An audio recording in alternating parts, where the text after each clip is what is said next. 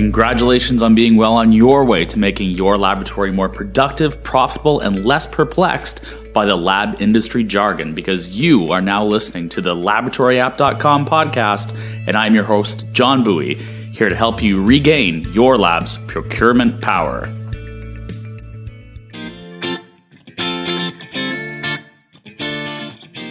For this week's episode, our editor-in-chief, John Buie, will be talking about the key points to consider before purchasing the ideal magnetic stir to meet all your laboratory needs. This episode is sponsored by Lab.Equipment, the newest market manager of the most recognized lab stir brands in the U.S. today. Find out more at Lab.Equipment. Without further ado, let's get started.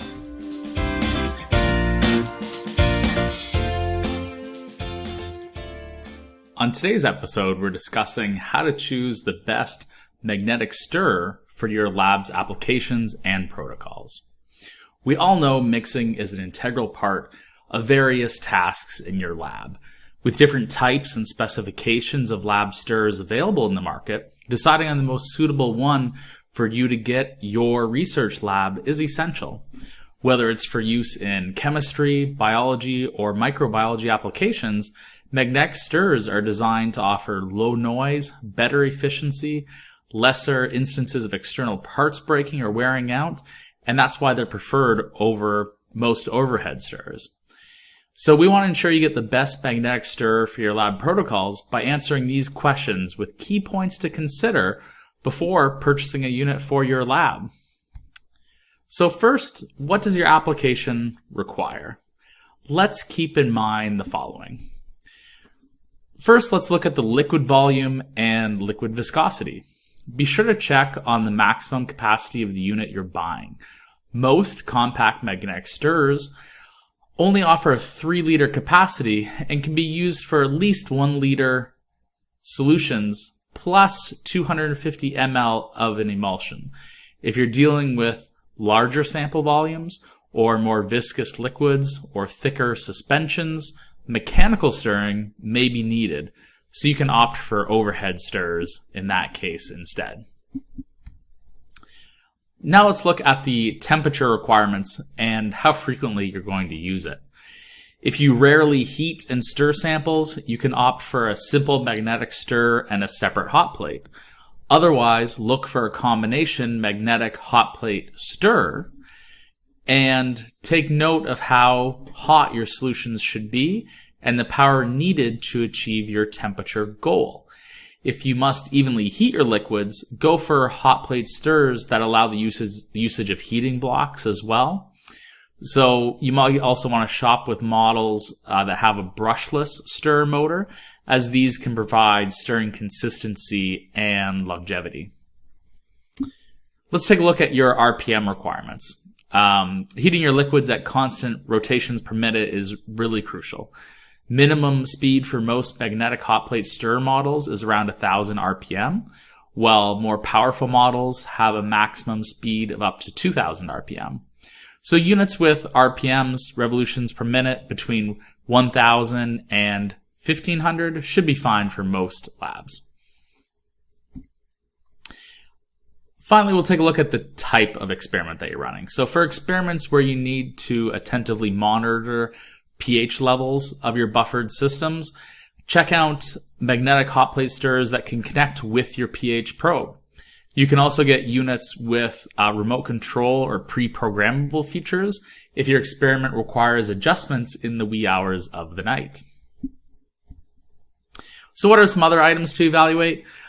Take a look at the working temperature. If you have a humid lab environment, or if you'll be mixing high temperature materials, think of the maximum allowed working temperature and humidity of the magnetic stir unit you're buying.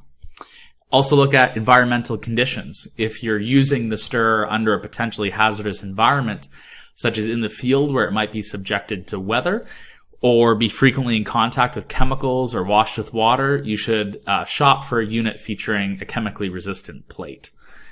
And the surface dimensions. Think of the size of the beaker you will use. Will always depend on the surface dimension of your magnetic stir unit, if it will fit. And of course, the size of the magnet. When you're working with beakers of different sizes, You'd require significantly different size magnetic bars as well. The size of the magnetic bar to use is usually between 1/2 to 1 centimeter smaller than the diameter of your beaker. Some feature safety units on Mini come with over temperature control, so that turns off the hot plate, even if an over temperature situation occurs, or may show a hot warning sign if the temperature gets above 50 degrees Celsius. So what are the different types of magnetic stirrers for you to consider? Familiarizing yourself with these different options available can make unit selection much faster and easier for you. So review your applications and identify which one of these would work best to suit your needs. First type is a analog hot plate stirrer. So most analog stirrers feature electronic speed control for consistent speed, even during changes in sample load. And as well, they usually have low heat temperature stability. Well, digital hot plate stirrers have a LCD or LED display on the front that show rotation speed and temperature, and they offer a little bit easier adjustment until appropriate target values are reached. So these also feature an electronic speed control that ensures a really consistent speed maintenance. There's also those two models available in multi-position hot plate stirrers. So these can heat and or stir multiple beakers or flasks at the same time on the same platform. So they can simultaneously heat and stir a number of solutions on one individual unit. So reaction conditions are set to be consistent throughout all of the glassware that you have on each of your individual samples. There's also cell culture stirrers. Cell culture stirrers are specifically designed for careful mixing of cell suspensions and microcarrier cultures and cultural broths. These offer gentle stirring that prevents cell shearing, and it promotes higher cell yields. So these provide low heat output to safeguard against sensitive cell or tissue cultures. So they're really suitable for use also in incubators and cold rooms. So in a nutshell, you can ensure optimal spinning of your solutions by finding a magnetic stir unit that can accommodate not just the sample types you're working on, but also all of your application requirements. Don't forget to take into account advantages and disadvantages of each of the units you're shortlisting, and be mindful what additional features or accessories that you might want to add on to it in the future.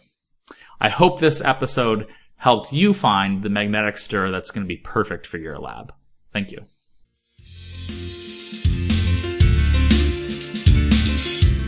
Thank you, John.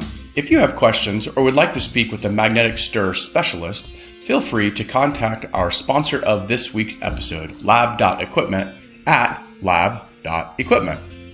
Lab.equipment is your open gateway to the most trusted brands in the market, carrying a complete line of magnetic, hot plate, and overhead stirrers. Thank you for joining me today. I hope you learned something, and I would love to hear your feedback and questions and what you'd like to hear me cover on future shows. So send me an email directly anytime, john@laboratoryapp.com, or connect with me on LinkedIn at linkedin.com/in/JBUIE, or just search John Buie Lab on LinkedIn to find my profile. You can listen to more episodes on laboratoryapp.com or search Laboratory App on iTunes or Google Play to subscribe. Have a great day of research, and thank you for making our world a better place.